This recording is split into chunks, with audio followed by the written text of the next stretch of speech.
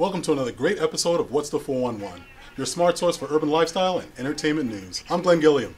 I'm Rita Obi. I'm Jacinda Motton. And I'm Kizzy Cox. What's poppin' is Miss Jill Scott. She's the latest celebrity whose photos were leaked online, semi-nude photos.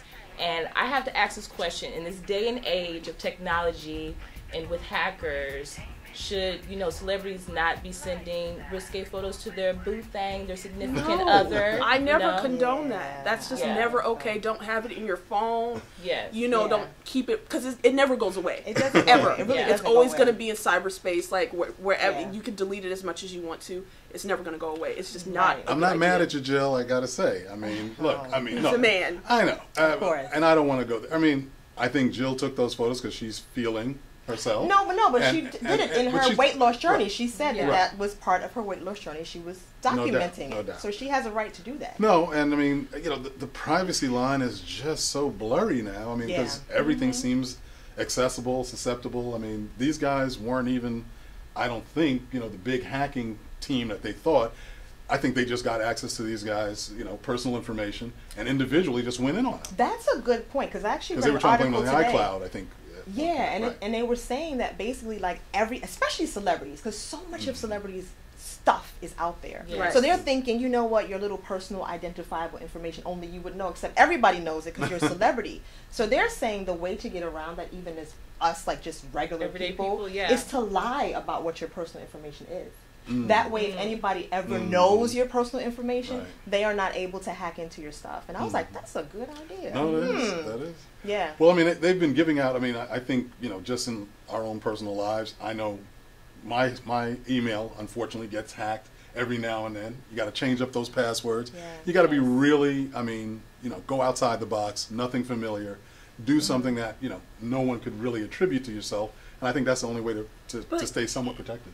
Yeah, and then just don't do it, As a woman, just don't do it. Don't take pictures. If you're going to do it, don't take pictures of your face. Don't include your face. Just, you want to do the body, just do the body. It could be anybody's body. You know what I'm saying? Right. Like, I don't know. That's a good point, because there was another picture that was nude that they said was Jill They Scott. claimed it was Jill Scott. And Jill Scott said, no, that's not me. Exactly. Yeah. That gap in her thighs isn't, but she had that gap in her thighs. But she does not, so that wasn't her. Yeah. Well, Hillary Duff is fighting back. I mean, I just heard recently that she's like, those pictures aren't me. I'm taking it to court. I'm going in. So, exactly.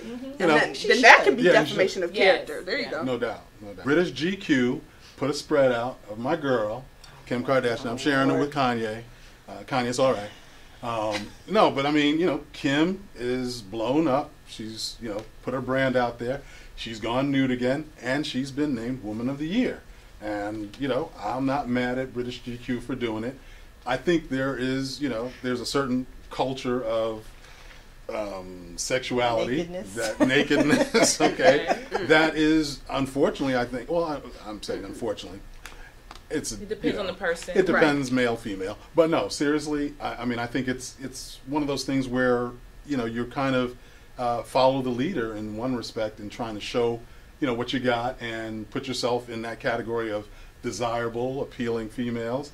And unfortunately, I think whether it's in music or movies or reality TV, that's where it's headed and that's where it's going. And I think that's what, unfortunately, is demanded of these young stars. What do you guys think? I don't think she should be named the Woman of the Year for being naked. No, not for being naked. No, let's be clear. She was named Woman of the Year because of her business, how she built her brand. She's got a popular reality TV, and she promotes it by being naked. Yeah. Well, that says something. Like it's like, and is she really a great businesswoman? Because quite frankly, I really feel like it's the team behind her. Yeah, I don't think she's doing anything that's enterprising. Okay, well let me just say exactly. this. Let's say this. There is no reality show if it's not for Kim Kardashian. That's the whole premise of that show, Keeping Up with the Kardashians. 9 seasons in, Kris Jenner didn't have a momager job until Kim put her stuff down. More importantly, she's got an app now that she's going to make $85 million on. Yeah, but not a small piece of change. It's not Kim's talent. It's not her intellect. Wait. It's her team that's promoting her. That's marketing her. No. So she's becoming obviously like this goddess and this sought after. If you put the same team behind us, if we made those certain kinds I don't want to go there. Like this is your hate. You don't want to go there. I really don't want to go there, guys. Let me just say this. Let me just say this because this isn't hate. This is just stating facts. Oprah is a businesswoman. You know, we have Condoleezza Rice. She's a businesswoman. But let me just say this, Michelle Obama. She's a businesswoman. You can't group Kim Kardashian into that category because she's not a businesswoman. No, she's just Are you guys a popular kidding me? girl. How The woman you- is wait a second. You're going to tell me a woman that's worth $50 million on her own? That's not on her own. It is on her own. That's her She's money. making a great point, though. No, Like, is it her people doing that? Wait, That's her or is people it her? doing Is it. it actually Somebody, her I own guarantee talent you that's that making they it came Wait, to wait. her with the contract. She signed the dotted line. Are you okay? guys kidding me? She's not. I don't think she's Let's inventive. slow down. I don't need When to I think of a businesswoman, I think of someone who is independent. I think of someone who is inventive. And Hold innovative. on. Do you guys realize they had the Dash store before the reality show even started? So they already were selling accessories and clothing. But that's not what made her a household name. That's not what Wait, got her wait, fame. Hold on. I'm sure that's probably from her popular. daddy giving her the money to put up that Dash store. Wait. There's a lot of hate on this set. I'm not hating. I'm It's gonna no have to. shade. It's no This shade. is shade. Look, okay, let's be clear. That's not Look, who I consider. I would not consider her as a businesswoman. all I'm saying to No. you is this. No. Is there anybody you would say right now that doesn't have a team? Everybody has a team. But Number they one, built- hold it. Number one, they all have a team. Number two, if you don't have a brand for a team to actually explore or execute a brand strategy against, that doesn't make a difference. She has a brand. She's explored it. She's exploited it. She's made the most of it, and she is clocking dollars. She is a businesswoman. She has enterprises around the world. I'm sorry, guys. If you're gonna say that she's not a businesswoman, I think you guys got to reframe what you think business is, because Let's she's just collecting. agree to disagree, because at the end of the day, she built her foundation on lying on her back. Exactly. Oh, you guys are really going in. Wow. It's true. Lying on her back. Are you kidding me? She wants us to forget. Wait, hold it. Slow down. She wants us to That's what catapulted her career, was lying I'm on her sorry. back. Anna Wintour That's said, I'm going to put her on the front cover of Vogue because she was lying on her back. Are you Because kidding now, me? no, because Are you now kidding? she's popular. Come on, Because of the guys. following that Now she she- has. now she's It's because of the popular. following that Exactly. she has. It's not It's because shade, of the though. It's not following. the shade, though. There's- It's true. this is It's shade. not But when did shade. she, It's but not when did she shade. get It's to that true. point for Anna Wintour to even recognize her from lying on her back? No, from the But you reality can't- you show, can't- from you her can't stores. say no. No, You can't say it no. all She's been a derived from fashion lying on model. her back. Separate the Okay, two. No. You let separate me the let two. You me take No. the good with the bad. Like I'm you sorry, did it, guys. Kim. You have to live with it. You I'm can't sorry. expect us to forget. Hey, at the end of the day, it's her life. She's living with the decisions that she made. Living with the So decisions that she made. She's got 17 million people following her. well, Are you I mean, kidding? Hey, Oh, it is what it is. Not Look. all good press. Not all good. Yeah, I know what you meant. Look, Yeah. all I'm going to say is this, and we can agree to disagree. Yeah. But I think it's very, very telling that 3 young women are throwing shade on a beautiful I'm not young sure woman they're who shade. actually Hard happens. shade. Look, Intelligent women that don't want to be exploited for our bodies. Like okay, wait. Now, and I gotta put this out there because I had a discussion about this last night. There are plenty of women, plenty of them who I think most people think are proper and business oriented and have a career, that have gone back to Playboy or other magazines to reinvigorate their careers by doing scantily clad poses. Plenty of people do nude poses, and Farrah Fawcett did it. There's plenty of folks But they who had do. a platform aside from that. Before What are you that, talking about? yeah. What do you think her platform has been? Are you kidding me? it hasn't been anything. She's been on TV for 9 years. She's had 2 weddings on TV. What are you guys talking about? What did it It's derive from? from? If Where's she the didn't, talent? hey, Glenn, if she did not have that sex tape, I'm sorry, if she Kim. did, I'm if she did not trying. have that sex tape, would she be on the cover of Vogue? Are you kidding? Look. Would she have the Kardashian show? I'm sorry, guys. I'm It's sorry. always- You it's remember- always- you remember- Answer you my remember- question. Answer my question. It was a- it Answer was my a- question. it's always- If she did I'm not- going to tell you. I'm going if to tell you she- right now. I'm going to tell you right now. Say it. Yes, Go ahead. okay. When she got found, when she got discovered, when she got blown up, it was on the arm of Paris Hilton. It was Hold Paris on. Hilton. Let me Wait. finish because you're wrong. Okay. Sorry, guys. She got blown up. Because I'm telling you. I'm telling you. Look, I'm telling you guys. When Paris Hilton brought her onto the red carpet, Paris immediately got shaded to the left. Paparazzi said, "Who is that dime?" And they proceeded to start putting the camera on her exclusively. The bottom line is, Kim blew up on the red carpet because of fashion, because she was gorgeous, and the mere fact that she did a sex tape afterwards was post. It was a cosign. It was I'm a sorry. cosign. I'm sorry, It was a guys. cosign. No one would The recognize paparazzi Kim. made her that big. was the tool No. for her Are to you be kidding? No where one she would is recognize now. Kim This is outside of Paris Hilton. Wait. No one would recognize Kim outside of Paris Hilton. It's always a cosign. Hence, what she was saying, it was the team. How did Laura Richie get hers? It was the team behind Kim. But at the end of the day, that really protected her career. We can agree to disagree. Yes, we gonna do that. Go to the bank, Kim. Do your thing, coming girl. up next, we actually need Girl Miss power, Fashionista boy. J to tell us what's hot and what's not on the red carpet. We will be right back, cooling off over this hot conversation. Woo! Brother, you need some water. We got the 411. We got the 411. We got the 411. Fashion is always what's poppin', and we're going to present what was hot or not at the GQ Men of the Year Awards. So first up, we have Miss Jordan Dunn, supermodel. She's wearing a gown by Zuar Murad.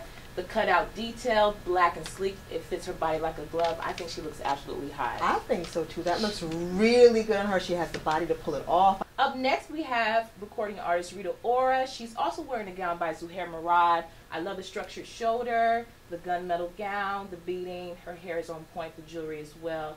I would say she also looks like a 10. Crazy sophisticated for Rita. I wouldn't have expected this. I mean, this is kind of blowing me away. She looks great and so much more, mature, I guess, than her other looks. I love the intricate beading on this gown. It is so beautiful. It's gorgeous. I feel like everyone's getting it right this time around.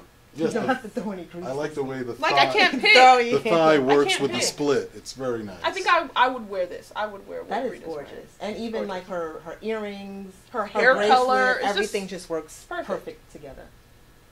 Up next, we have Mr. Pharrell. He's definitely a man that marches to the beat of his own drum. However, I wish he would have worn a suit at this event. I think it's too messy. I think that it's too busy. Too much is going on. He's got the boots on, which are a statement piece. Then he has beads on. Stop hating! He has a jacket on that's kind of like camouflage style. It's just too busy. This is a man of creativity. This is a man who has made hats popular as heck again. He's brought it all back to... But he's brought it all back at the same time. No, but that's the problem. Yeah. Look, Pharrell is not going to do the conventional. He's always going to stand out. He's got signature boots wearing the Timbs. He's got a little Chanel on there. I mean, I think, look. I still think he could have been unconventional with the suit, though. Yeah, but I mean, this is his own little twist to it. He puts the suit on for the real red carpet. When it comes to red carpet season, when he's at the Oscars, when he's at, the big events. This is GQ, though. This is GQ. This is a real gentleman's quarterly. I mean, you would think that he would represent. But he's showing his signature style. Exactly. This is Pharrell. I think this is expected. I'm actually surprised he doesn't have shorts on. Yeah. I'm not surprised. It's a little too busy for me. Well, up next, we have the beautiful couple Lewis Hamilton and Nicole Scherzinger. They look absolutely great together. I love his suit. I love the detail, the bow tie. His tennis shoes actually look cute with the suit as well. And Nicole, she looks absolutely beautiful. The gown. I mean, she looks flawless. I love the nice camouflage, like tuxedo top. I've never seen that before. Tuxedo jacket. I like that. I'm glad they're still together. That is really pretty. I mean, this is a long-time couple. Lewis is a major F1 race car driver. He drives all over Europe, and he's very successful. And I'm glad he's keeping Nicole in the mix. Up next, we have Mr. Samuel Jackson. Classic. What's in your wallet, Samuel? Mm-hmm. Classic. That's hot. Sharp. That's it. Sharp. And last but not least, we have the woman, Miss Kim Kardashian. She won the Woman of the Year award, Kiss Boo in his head. And she wore a custom-made Ralph and Russo gunmetal skirt, high-waist skirt, and the latex bodysuit from Atsuko Kudo.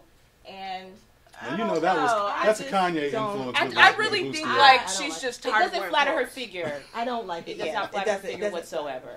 No, I gotta admit, she's just tired of wearing clothes. I'm like now.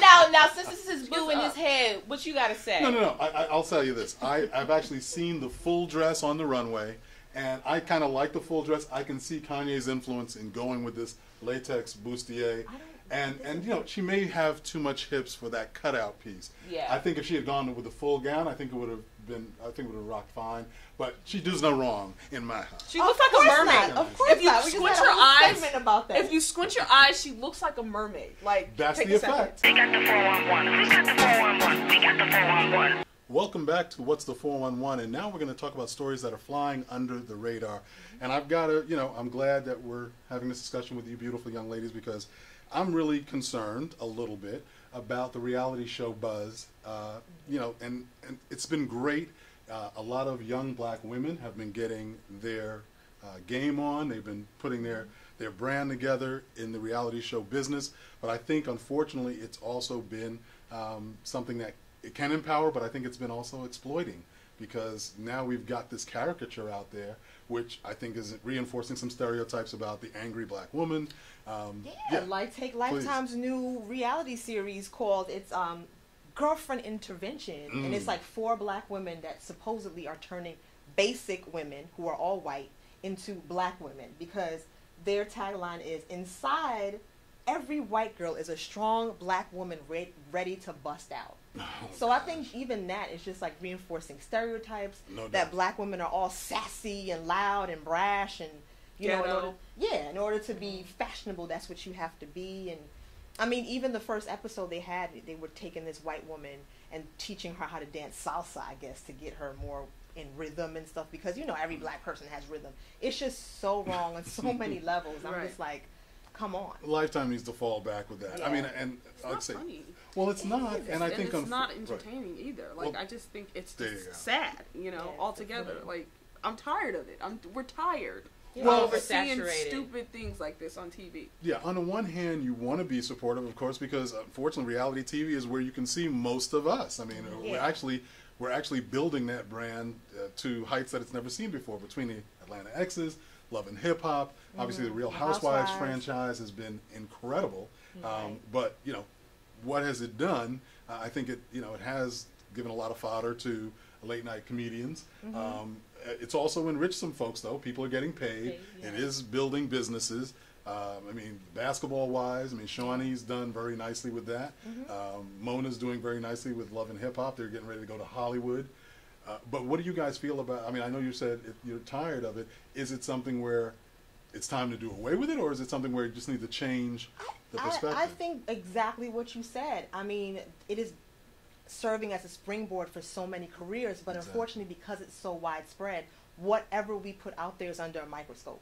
So if those images are negative, then it's like, oh, look at what black women do. Look at how black women are. Oh, they're just ghetto. They're crazy. They're always ready to fight. And then you get somebody pitching Girlfriend Intervention, and it's getting picked up because they're like, that'll feed right into what reality television is. And I think reality television, negative reality television, is doing more harm than help, because these people are getting money, but at whose expense? Are the youth, us? Like, what are we seeing? What are you guys portraying, and what messages are you guys sending out to our youth? You know what I'm saying? Well, I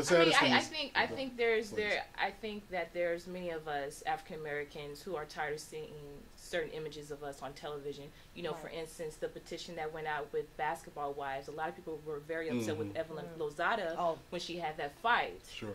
And in addition to that, one of the shows, My Baby's Mamas, before it even hit the air, black women was in an uproar like, oh no, we're not about to have all these baby mamas on television looking a fool with this man. Well, this is a guilty pleasure for me, and I'm an adult of a certain age, of course, and I can enjoy it, but I think, unfortunately, it does present a problem in terms of people embracing materialism, some of the lifestyle choices, but it's definitely something that we're going to have a continuing conversation about, because I think it's just relevant, and it's something that affects all of us. We got the 411. We got the 411. We got the 411. Stay tuned, guys, because we have our featured interview coming up with our What's the 411 book editor, LaVon Roberson, and she's going to be interviewing author A.Yamina Collins, who has a great new book out called The Last King. Make sure you get it. Keep it locked. We got the 411. We got the 411. We got the 411. We'll be talking about what happens when you go all the way back to the beginning, like to the Garden of Eden, and you eat from the tree of life.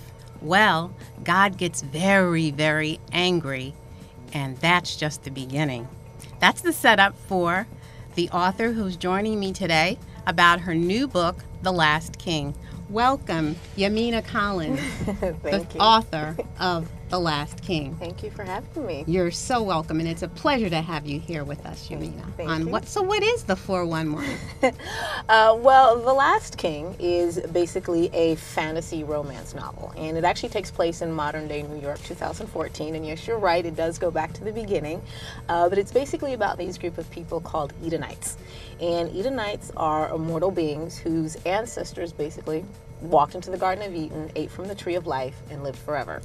And basically, God considered their eating of the tree to be theft. It's basically an immortality that was stolen. So basically, he says to them, return your immortality. And they say no, because they have all this power. And so what God ends up doing in this book is he sets up this game. And this is where the modern part of the story comes in. He sets up a game where he says to each Edenite, okay, I'm not going to kill you, I'm not going to hurt you in any way, but here's what I'm going to do. I'm going to send each of you something called a glitch. And a glitch is a completely normal human being whose job it is to retrieve the immortality from the Edenite and kill them off. And basically, for an Edenite to win this sort of chess game against God, all they have to do is kill off this glitch that God sends to them. Very simple setup. Problem is, God is very smart. And a glitch is not only an Edenite's greatest enemy, but also their greatest love. So the story starts off with Gilead Knightley, who is my male antagonist / protagonist. He finally meets his glitch in this young woman named Emmy Hughes, who lives in upstate New York. And that's the beginning of the story. And it's funny, I never thought a black man, a black woman, and a mouse between them would actually mean so much. We won't say anything more about that, okay? Mouse, but it does get into something about what you have done, like we've talked about the different spaces, the different places, the naming. You're building and building and creating a world. Right. Well, as it turns out, a lot of different worlds because you have a lot of genres. Yes. Can you tell a little bit about what are the different genres? Probably will keep mounting, but for now. Yeah, there's about 6 genres. I do worry that people are going to get a little schizophrenic. So it covers fantasy, it covers science fiction, it covers romance, it covers religion, it covers history, and it covers what I'd call African American literature. One of the many things, this is another one, is that you also look at your characters like Emmy, who could play her if there were a film, a movie about her.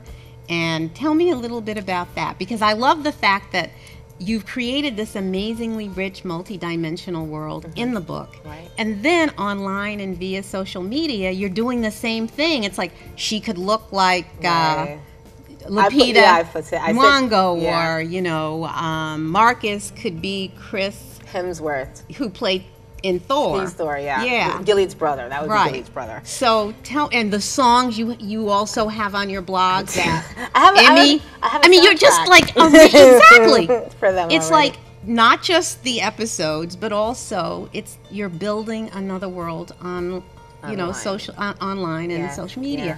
So one of the songs for Gilead and Emmy, A Long and Winding Road, I think. The Beatles. Yeah, that's one of the sadder ones.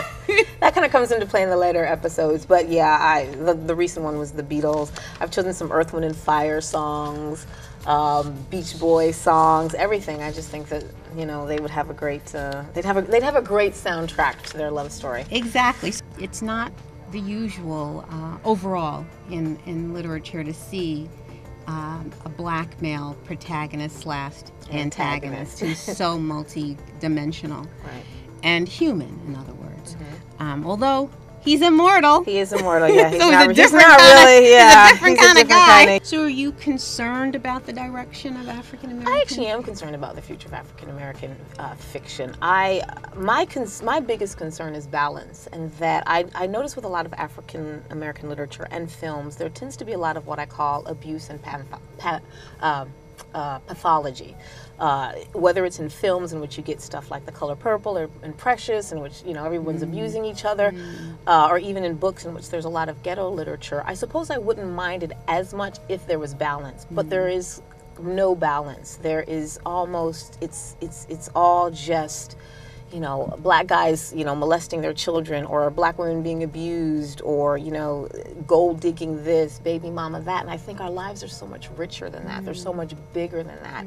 And I want there to be black literature in which we can go out of the box and just create even heroes and heroines that our children can grow up and be like, I want to be that. I want our children to be able to go and be like, I want to be I think white children get to go and they get to pretend that they're Thor or that they're the Princess Bride. They get to just, their imaginations get to be so rich. And our children's imaginations tend to be stuck with, well, I was born in the ghetto, or, you know, my mother abused me, and I just think, no, we're bigger than that. We're more than that. And even if that does happen a lot, it happens in every culture. And I think sometimes what we need to write are images in which allows people to dream even beyond their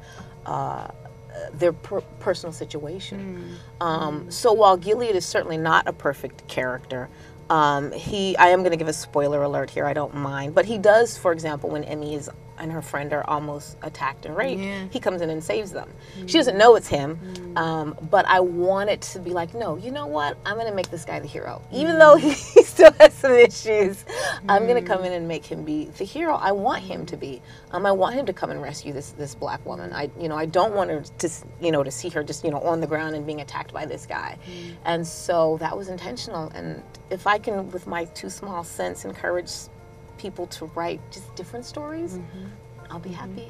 We got the 411. We got the 411. We got the 411. Welcome back to What's the 411, and now we're going to talk about the stories that are in the pipeline. And I'm going to start it off with Mike Epps, who's been cast now in the new biopic for Richard Pryor, being directed by Lee Daniels. I guess Nick Cannon is out of there.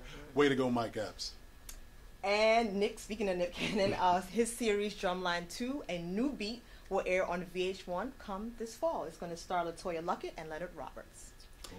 Prince will release a new album entitled An Official Age, and it will release on September 30th. Mary J. Blige is also releasing a new album, and it's entitled Mary J. Blige, The London Sessions. CBS Sports will be making television history by launching an all-women sports show called We Need to Talk, and there will be 2 women of color on the show, Miss Lisa Leslie and Layla Ali, and that show will premiere on September 30th. Very nice. Very cool. Very nice. Yeah. Well, Wesley Snipes is back. My favorite actor. He's going to be reprising his role in Blade 4, and we will keep you posted when that happens. Always bet on black. Global Grind is reporting that actress Demetria McKinney will be the newest housewife on Real Housewives of Atlanta. That's what they need, another housewife. Anyway, my man Kevin Frazier has moved up to the big time. He was hosting The Insider with anyway, but now he's going to be sitting with Nancy O'Dell at the big desk at Entertainment Tonight. Very proud of him doing that. Long time in coming. Well deserved. And I got to throw in a little piece for my girl Tracy Edmonds, who's now going to be co-hosting Extra with Mario Lopez. Big deal. Very nice, very nice. Yeah. Variety is reporting that Chiwetel Ejiofor is going to be the new villain in the upcoming James Bond film. Yes. Very nice. And last but not least, ABC has just introduced the new cast for the 19th season of Dancing with the Stars, and the featured season, the entertainers will be Alfonso Roberto, Antonio Sabato Jr., Tavis Smiley, and Jimmy Chong.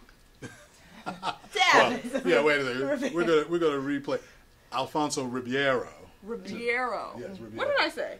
Roberto. Whatever. Yeah. He can dance, Carlton. and I'm really looking forward to Carlton. Well, it's gonna be hot. Yeah, and I think it's Tommy Chong. But anyway, apparently we've come to the end of our show, and we've got another great episode of What's the 411. Thank you for watching. Can't wait to see you next week. Until next week, be sure to check out our website, www.whatsthe411.com. And remember to follow us on Instagram, Twitter, and Facebook. And subscribe to our YouTube channel, What's the 411 TV. Well, I'm Glenn Gilliam, and on behalf of Kizzy Cox, Jacinda Motton, and Rita Obi, thanks for watching What's the 411. We'll see you next week.